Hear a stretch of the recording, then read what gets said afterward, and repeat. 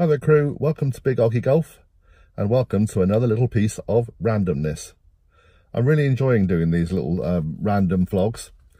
My kind of thoughts on golf and kind of life in general. You know, I'm a high handicapper, I'm not particularly experienced at the game, so you know, some of the things that I do discuss will be fairly obvious, some won't be. But I just feel that as I'm on social media and basically here in front of you all, I can say what I like, really, and I'm quite happy to do so. I'll discuss various things over time. I'll discuss mental health, I'll discuss the environment as we did the other day, you know, all those kind of things. Dress codes, oh, don't get me on dress codes.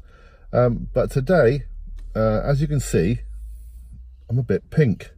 Oh, yep, bit pink. Played at West Cornwall Golf Club the other day, 40 points. Dropped the handicap down by a full point. Fantastic. And I suffered for it a little bit. It was the first probably really lovely sunny day we've had for the year, I guess. Spring is really sprung now here in Cornwall.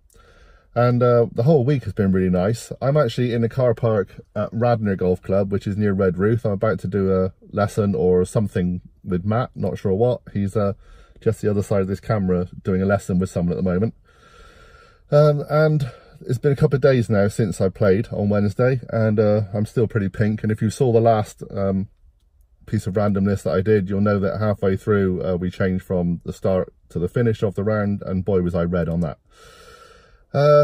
So what did I do wrong? Well, a couple of things. The most important one is I forgot to put any kind of sunblock on.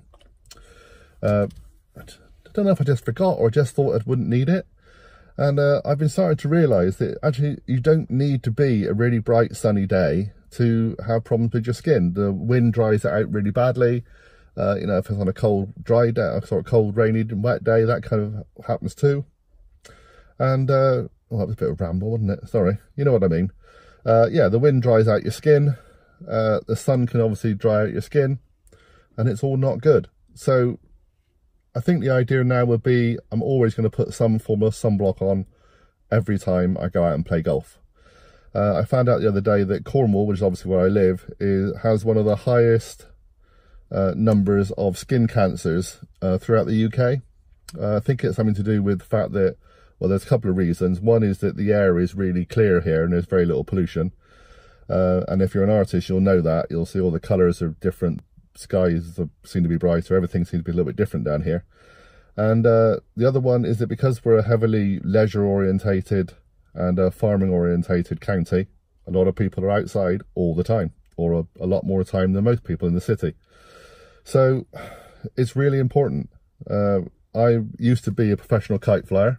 I used to fly kites all over the world at different displays, and I've got some damage here from sun damage.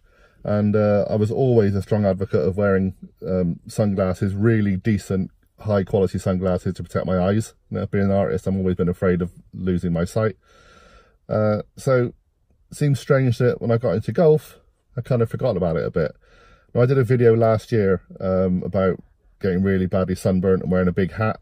Unfortunately, my big hat this year has now been destroyed during the move, so I've got to get a new one.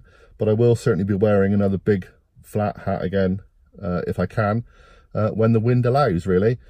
So do you wear hats on a course? I know some years ago I think professionals didn't really wear hats on courses, as far as I remember, and then it got very not trendy but more about a promotional thing. I think if you wore a hat and you were a professional, you get some sponsorship on it, and in the same way that, you know, Grand Prix drivers have to swap their hats on different times when they're on the finish, you know, after they've won a race or got in the top 3 and all those kind of things. So it's more of a promotional thing, I think, for them. But I think it's really important for all golfers, anyone that kind of goes out and does stuff in the open air, to be protected as much as possible. And I found that when I had the big wide hat, my skin was fantastic. It hardly ever got burnt at all.